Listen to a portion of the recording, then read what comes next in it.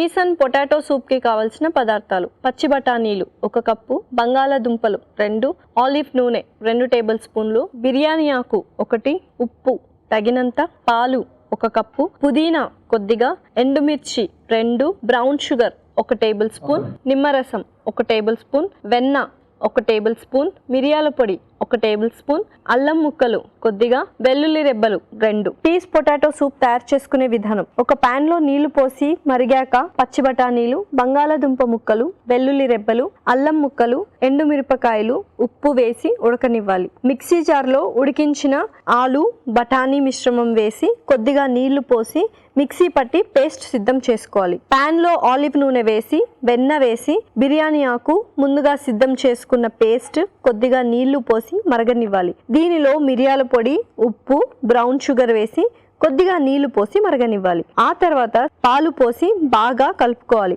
ఆపై సర్వింగ్ బౌల్లోకి తీసుకొని నిమ్మరసం వేసి పుదీనాతో గార్నిష్ చేసి సర్వ్ చేసుకుంటే tasty peas and potato soup ready.